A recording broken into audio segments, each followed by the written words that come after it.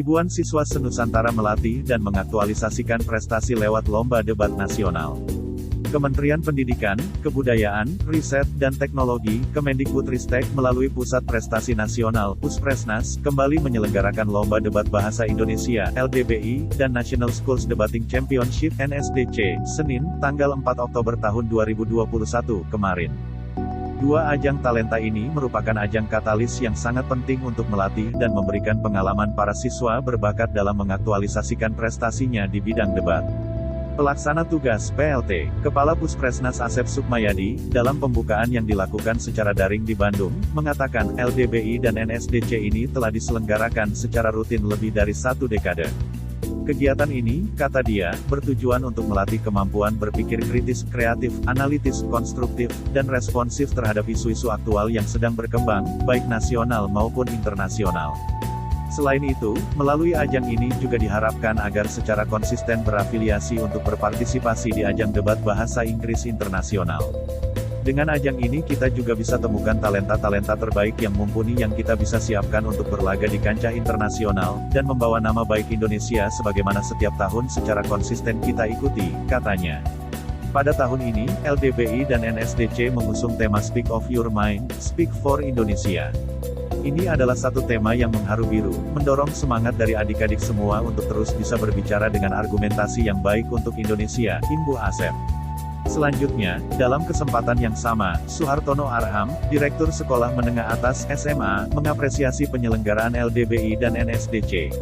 Menurutnya, walaupun dilakukan secara virtual, namun dua ajang ini tetap menumbuhkan kemampuan berpikir kritis, kolaborasi, komunikasi, dan kreativitas bagi para generasi muda, khususnya pelajar di jenjang SMA. Keempat kecakapan ini sangat dibutuhkan dalam menghadapi era digital dan era 5.0, di mana tekanan bukan lagi kepada teknologi tetapi kepada human society, yaitu manusia menjadi komponen utama yang mampu menciptakan nilai baru dan mampu meminimalisir adanya kesenjangan pada manusia serta masalah ekonomi di kemudian hari, jelasnya. Lebih lanjut disampaikan Suhartono, metode debat yang terus diasah dapat menjadikan para peserta menjadi pribadi yang terasah dalam berpendapat, menyaring informasi dengan baik, dan memahami permasalahan dari segala sisi. Keahlian berpikir akan menghindarkan diri dari menghakimi suatu permasalahan secara sepihak, sekaligus melatih pola pikir untuk menerima perbedaan pendapat. Ini adalah salah satu contoh karakter kebinekaan global. Seperti yang kita ketahui bersama, tokoh-tokoh hebat dunia juga lahir dari komunitas debat, kata Suhartono. Dalam acara itu, Suhartono juga menyampaikan agar peserta LDBI dan NSDC mengikuti seluruh rangkaian dengan menjunjung tinggi kejujuran, sportivitas, dan integritas.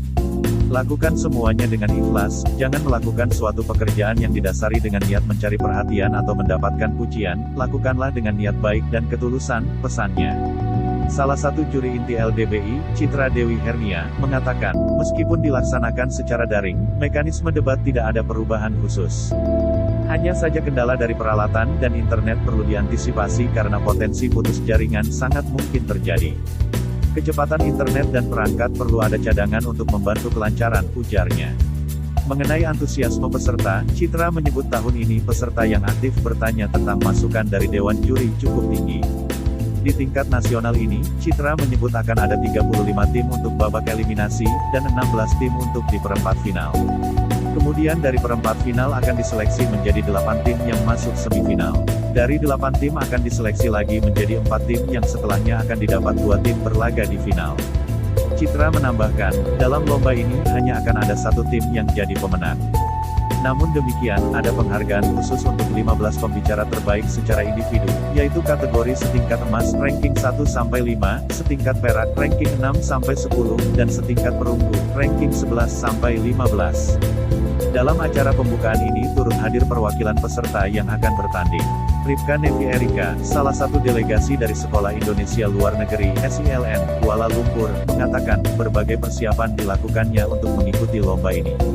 Saya dan tim menjadikan latihan sebagai rutinitas, tetapi di samping itu kita juga membaca berita, nonton film dan latihan berpikir kritis, ujarnya. Untuk diketahui, LDBI dilaksanakan sejak tanggal 3 sampai 9 Oktober tahun 2021 dengan peserta 3.207 siswa. Sedangkan NSDC dilakukan secara paralel mulai tanggal 11 sampai 17 Oktober tahun 2021 diikuti oleh 2.150 siswa dari 34 provinsi dan 7 SILN. SILN yang mengikuti LDBI dan NSDC tingkat provinsi yaitu SILN Singapura, Kinabalu dan Kuala Lumpur Malaysia, Bangkok Thailand, Kairo serta Riyadh dan Jeddah Arab Saudi.